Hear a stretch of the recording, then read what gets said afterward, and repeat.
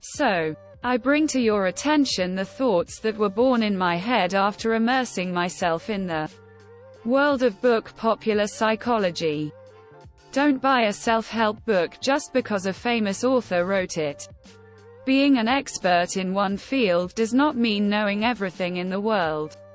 And a diploma does not guarantee that a person is engaged in science or practice at the proper level. For example, only 30% of the members of the American Psychological Association read the scientific journals published by their organization. How to choose and buy a book on psychology. Don't be fooled by popularity. Many lesser-known writers and true professionals write much more useful self-help books. Be a careful and wise buyer. Just because a book is expensive doesn't mean it's worth buying. Don't buy books or series of books by just one author. The subjectivity of the writer will not allow him to capture the full picture of the subject.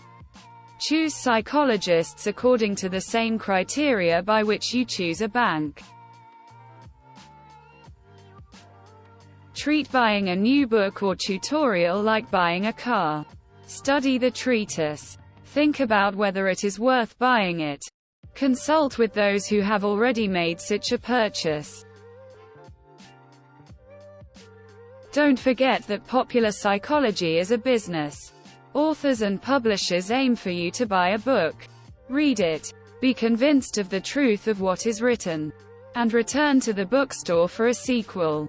I do not want to say that modern books have no value. Just that they should be treated like books.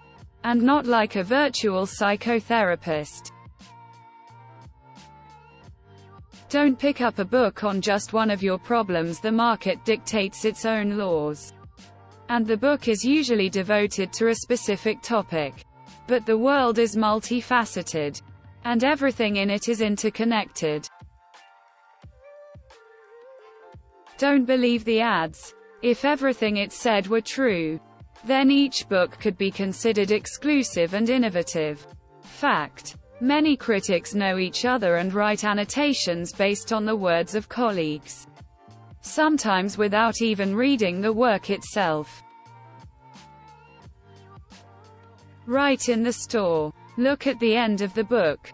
If it doesn't have a bibliography, feel free to put it back on the shelf. References to other works show how well the writer has studied the issue he is writing about, and whether the entire book is based on his personal conjectures. After all, self-help books are not as scrutinized as scientific papers, and authors can write whatever their heart desires.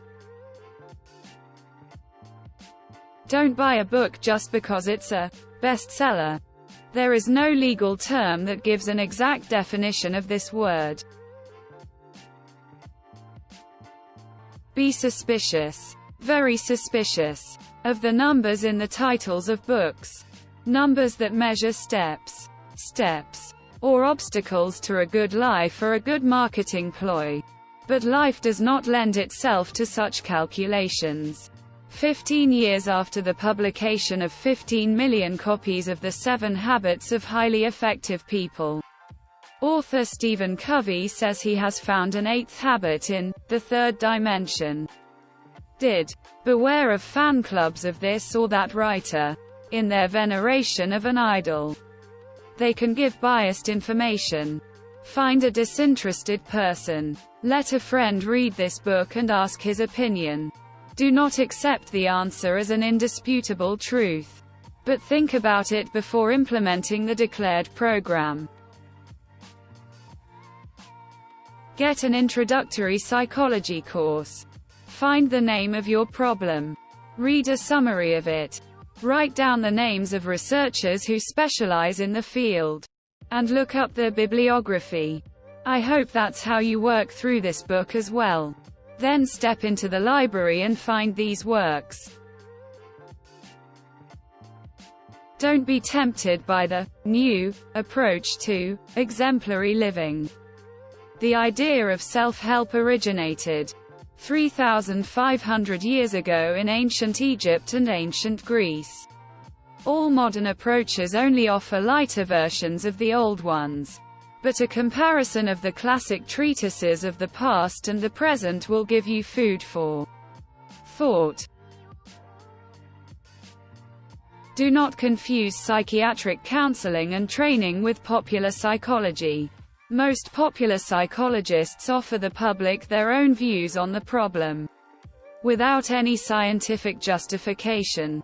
Academic psychology, which has scientific roots and has traditionally served as a source of effective self-help, proves that many of the advice of modern experts is no more instructive than the advice of a friend far from psychology.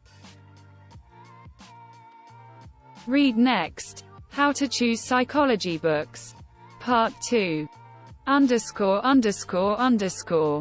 All rights reserved. When reprinting, a link to https://romankalugan.com/ is required.